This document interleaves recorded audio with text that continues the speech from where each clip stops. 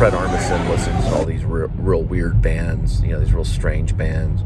Some band from Dallas was like goth electronic band. He knows the name of them and everything. It's like, heard an interview. It's like, what is he talking about? He likes Carrie Brownstein's band, the Sleet Skinny. You know, my review on it is from the eyes of Eugene Levy in A Mighty Wind.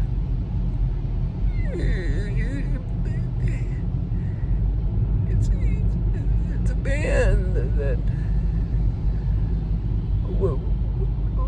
requires a lot of attention and focus. The type of music that it kind of plays like with your soul, and you have to kind of let go when you do that weird Eugene Levy character. It's like listening to music through the ears of Eugene Levy and the you know, Mighty Wind.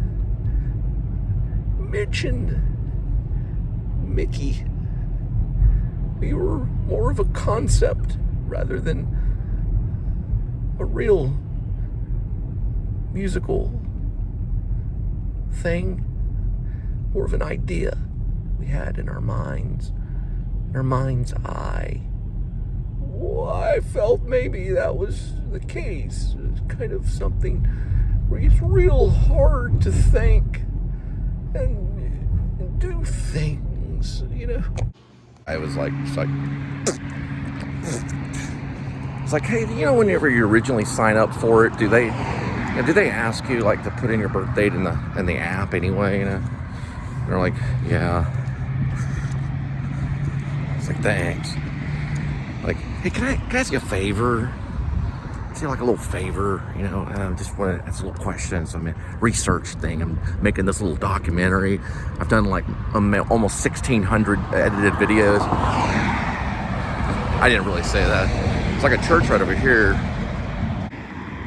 That way. There we go. They're all like, yeah, I like Spivey when he was using the Samsung 8. You know, it's like, yeah, I remember those days.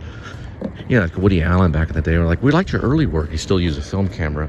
Like, yeah, we liked when you used your Samsung 8 phone. That was a really good little segment. Yeah, when you were using the Samsung 8, man, you were ripping it up. Like it matters. Well, it makes a big difference, let me tell you. When you got that 13-millimeter lens on your phone.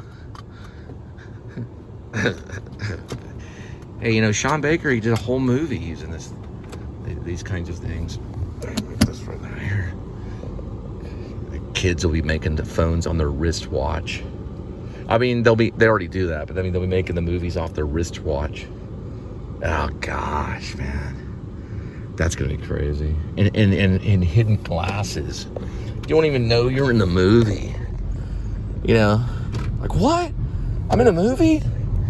Yeah, lawyers called because the guy was wearing hidden glass or these camera glasses, like in Pee-wee's Big Adventure. You know, the headlamp glasses. You know, making a movie with these Google glasses. You know, you can't even tell. Crazy, man. And then the wristwatch. You know, the movie made off of a wristwatch because they got the smartwatch wristwatch thing. Golly. Insane. So after my second wife left and she took the kids, I was living in this really kind of crazy place called Cleanest Ranch, right off of right there in Irving.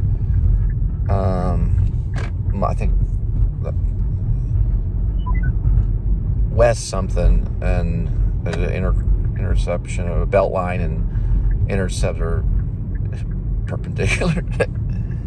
Not perpendicular, but intersection of Beltline and something else, like, I don't know, like West Magnolia or something like that. I don't really remember, but regardless, it didn't have very good air conditioning. I got up to almost paying $1,500, and it was just, oh man, a lot of Indian people lived there and stuff. But anyway, I got out of there finally, and I was on my own, and I was doing good on Uber. I was doing very well on Uber, like sometimes $200 a day and stuff. So it was very, very good.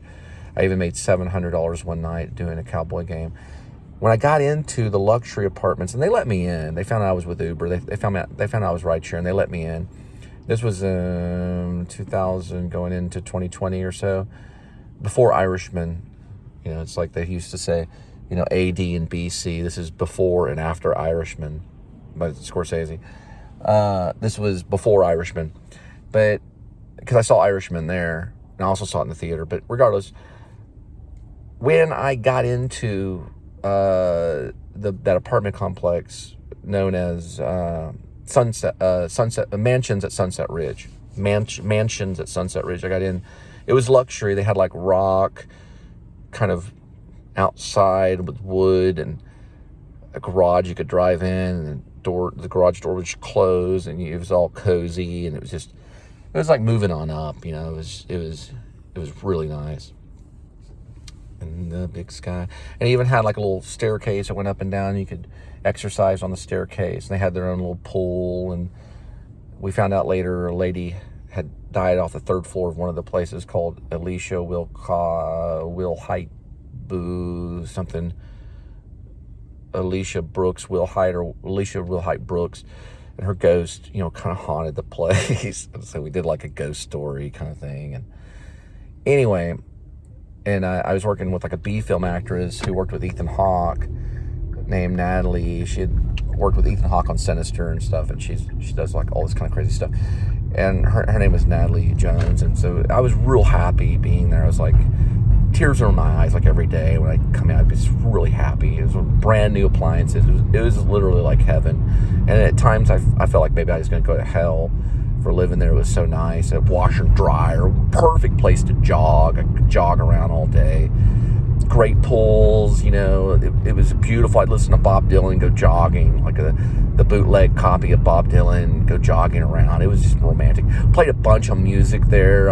I had like 700 songs that was coming out of Cleanest Ranch, and 700 something songs going on my SoundCloud that I no longer play for that, or I no longer finish up that subscription. So it's some of it's transferred to Drooble. When I eventually started a band with Linda, the Cole and Linda Filmmaker Band is what it's called now. But back then we were the Linda and Cole Band. We did all kinds of cool stuff, like songs about the Zodiac and all kinds of fun stuff, you know. And a song about her passing out, and then we'd go to the nearby that blue thing that's place for the restaurant where you get the drinks. the blue restaurant. We had a lot of fun. I forgot the name of it, but they have avocado dip. But anyway, regardless, it was like a square. But it was really fun. It was by a mall, and Lynn and I were always having fun and stuff. But it was like $1,200. So, you know, or it even got up to $1,250. Now it's $1,900 a month. We checked on it. It went up quite a bit. It was $1,250. This is before COVID, is what they'd say. Before COVID, and then there's after COVID. So it was before COVID. But Lynn and I met at the height of COVID. So we had to touch elbows. But anyway, so why I'm talking about all this is because I remember now, because knees, right? Knees. It has to do with knees. Okay, knees. The reason I'm talking about this is because when I woke up one day and I was living there and I checked my Uber account and ding, ding, ding, you know, it's like the big X, you know, like what?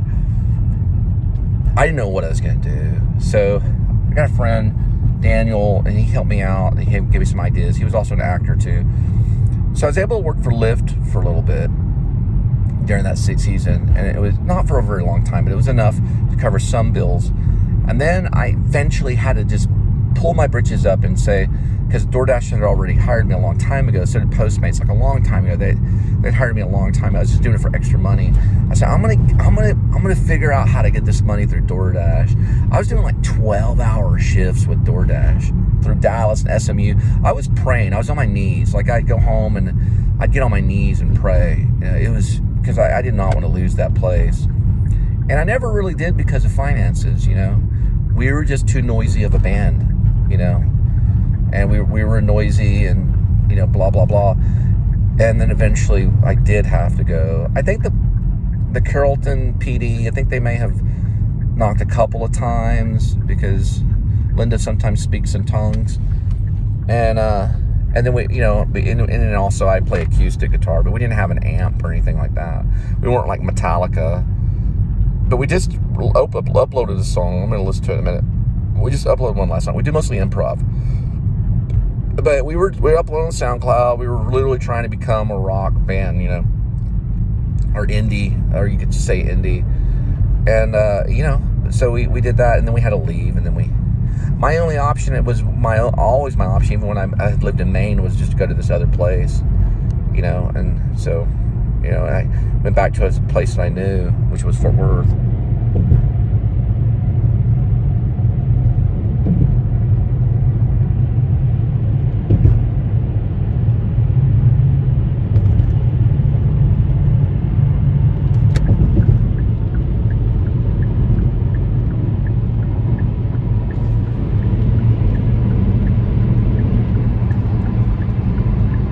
Yeah, it's gonna be good old Chipotle burritos. We're dropping that Chipotle off at your doorstep, and then we'll continue on and go forth.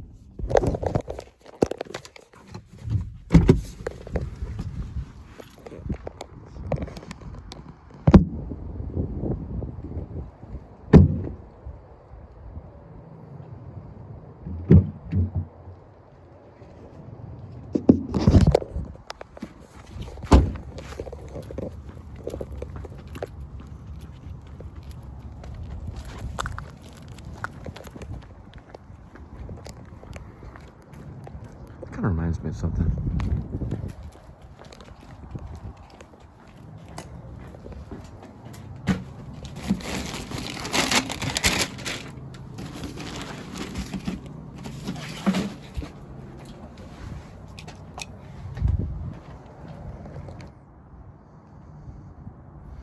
Okay, note to delivery person. When they do these surveys, and they do them for Uber, they do them for Grubhub, they do them for DoorDash, they do them for Postmates, they do them for all of them, even for Runner. Now listen, take the thing that you hate the most. They'll say, what do you like most about it? Put the thing that you dislike the most and make that what you like about it. Big, important to all of you. Don't put the thing that you like the most. So put the thing that you hate the most about it. Say, that's what I like about it. You know, that could be a good thing about interviewing, about getting something. What do you hate the most about it? You know, but don't tell them I hate. You know, don't say that. It's kind of, I'm not saying fib or anything, but I'm kind of in a way. Just find out, like, out of all the options they give you, at least they do other, then you have to put what you like about it. You can be honest about it, that's fine, you might as well. But I'd say, you know, I put, you know, good tips. You know what I mean? Like, I like the good tips, let me tell you. That last one was $2. It's like that John Cusack movie, you know, Better Off Dead. Thanks for the $2. Thanks for the $2 kind of thing. If you could put others, say, I like the $2. Thanks for the $2. Why would anybody, you know? Here's your quarter. Go spend it all on moon pie and penny whistles. The moon pie and penny whistles. Moon pie and penny whistles.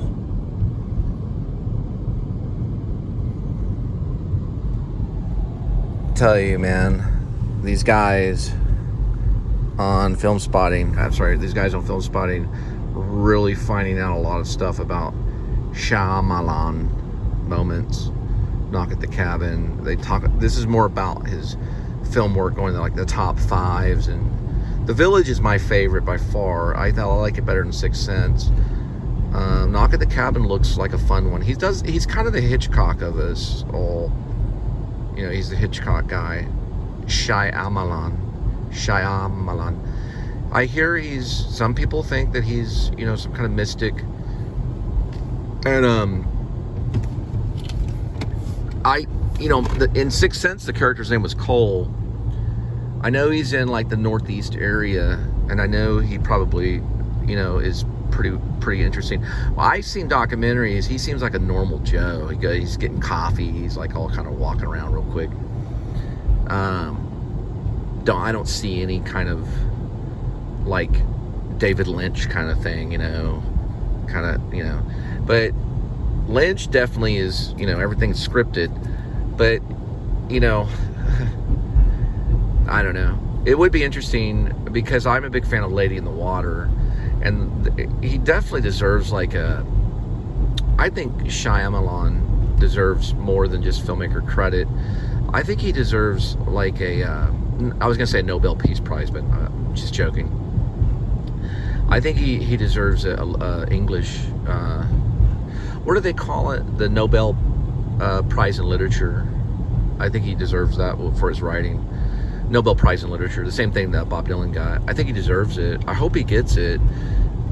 He's a better writer than most. The Village is brilliant, and also Lady in the Water. Sixth Sense is probably, I put it in the last of the list when it comes to his writing, because he identified most with the American in Sixth Sense, but everything else he chose to be auteur and stuck to his guns. He's a good example of a filmmaker that stuck to his guns and went auteur the whole way. Yeah, Lady in the Water, definitely a great masterpiece, and definitely The Village, just brilliant, beautiful film. I must have watched it 100 times in a row. I mean, literally. I remember when I had this little mobile DVD player that had headphones. I could put headphones on. I love the soundtrack. I love the flag waving noise.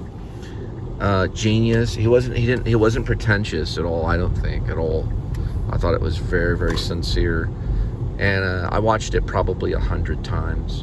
And I think I do own it. I do own Lady in the Water for sure. I've owned Village before.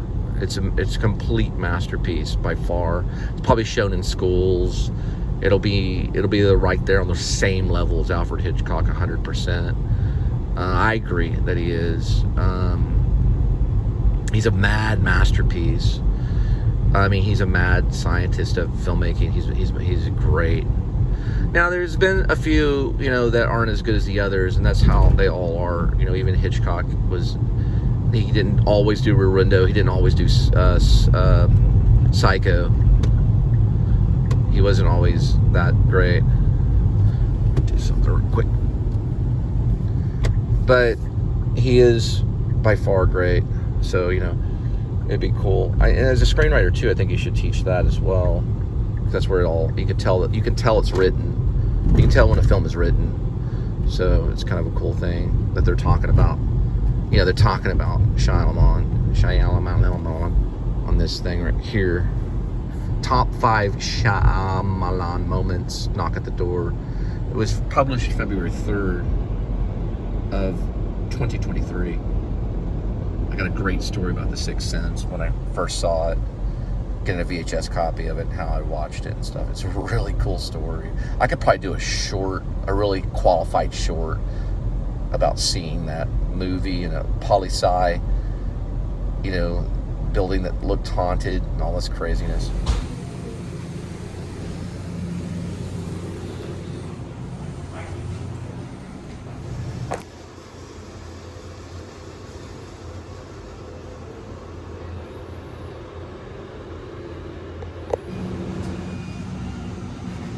Lucy, I'm home. Thing about Shyamalan that he does very, very well, working his nationality, is creating characters that can be easily just normal old white Anglo-Saxon Protestants and making them kind of creepy. There's Kitty. But doing it as creating a cathedral, well, the Protestant doesn't create really a cathedral. They work from the heart. Are you okay, sweetie? Are you okay? All right, give me a kiss. Give me a kissy. Anyway, that's what I mean. Is that he'll create a cathedral. Same with Hitchcock. Same with many that are non-Christian. And the cathedral will look great. And he'll go after the relationship. He'll go after your relationship to try to make you alone. There's incredible destruction in Shyamalan. And there's a place that he'll go. Of course, with my cousin and why he is the way he is, and other Catholics that are horrible alcoholics, is their aspect of worship is the way that they are because they don't want the Protestant to flourish. They want the opposite. That's why my mom thinks that the end of the world is going to come from the Catholic Church, because they're not for what Martin Luther did by leaving the Catholic Church and saying how y'all practice with your beer and cigarettes is evil. And it hurts our Protestant people. There will be a time where your priest will not help you, because the ultimate priest is only Jesus Christ, not Mother Mary or any other God. And if you worship any other God, there'll be a time where you'll have to be in hell and watch me feast with my family for all of time. So now's the time to change so you can join the feast in heaven rather than have to watch me eat. Right? Which is what you don't like to do. You don't like it. It makes you mad to watch Teresa and I eat, my sister. It makes you mad. Now, the reason why it makes you mad is because you're being influenced not only by your alcohol and the cigarettes, but you're also being influenced by drugs and pretty much what the Antichrist is. That's why you're laughing right now. And you only have one shot. And he is the door that you have to knock on. You will kneel before Christ. You will kneel before Jesus Christ. Hey, kitty. Let's get you some food. The war is over with Jesus Christ. He already won. So your fight to your last, if you go to another few years or up to 90 or 120 years, however long you try to live, but you probably won't make it to 120 years. You might as well surrender now, because he already won. Jesus Christ already won the war. He already knows the before and the after. He knows every hair on your head. Before you have the next thought, he already knows it, because Jesus Christ is the Lord, not your cathedral.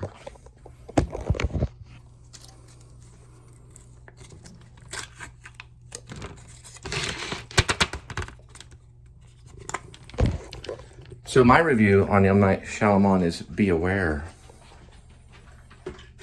Oh, by the way, M. Night, your fate is not sealed either. Because in my religion, you can change your mind at any time. Look how Stephen King's writings changed over his life when certain things have happened to him. With a van, remember? Stephen King wrote about it in a book. I'll show you the book. One of the books.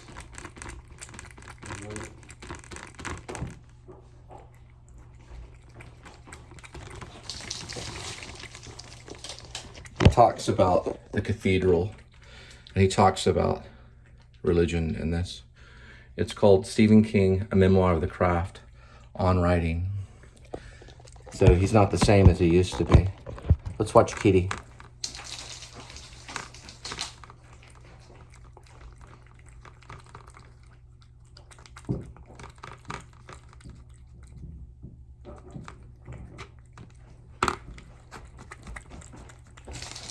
And so that you can judge and cast, here, move this way, and cast you know, run from that. So you can judge. But this is only a symbol. The true belief is in the heart. So, knock, knock, knock at the cabin.